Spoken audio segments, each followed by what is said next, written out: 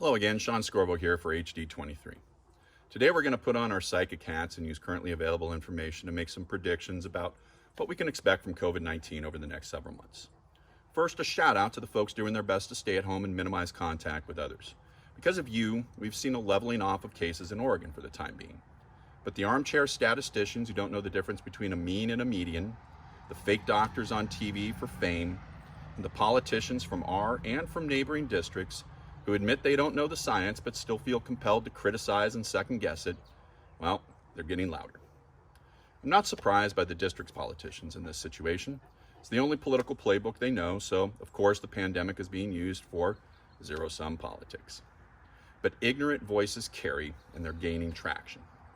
It's okay not to know the difference between a median and a mean, but if you don't, or you aren't sure, don't use your position of authority to spew what you think you remember from 9th grade math. So sadly, we have to discuss what's likely to happen with the pandemic again.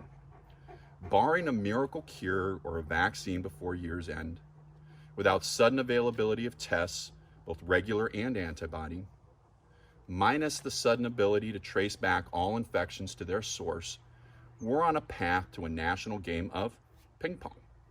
Only this time we aren't playing with plastic balls.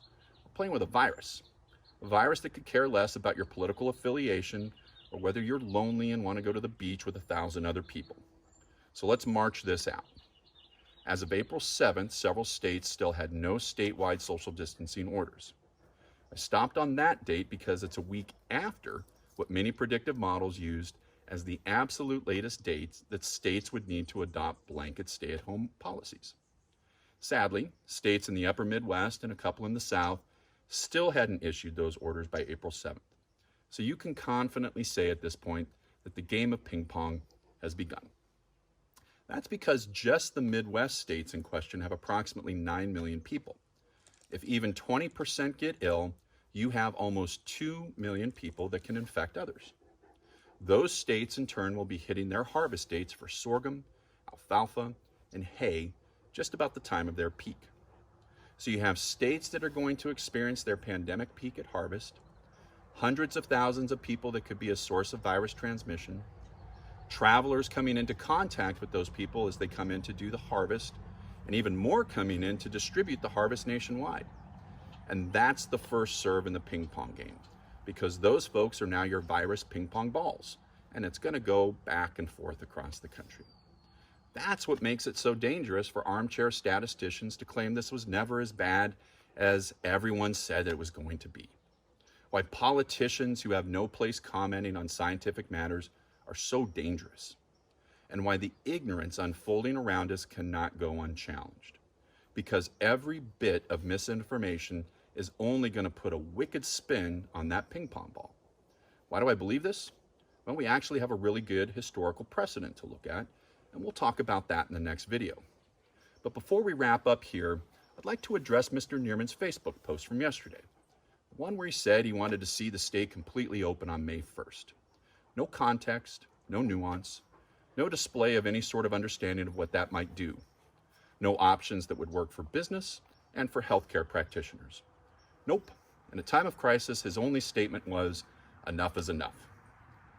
That was the first you had to say on a pandemic now in its 3rd month?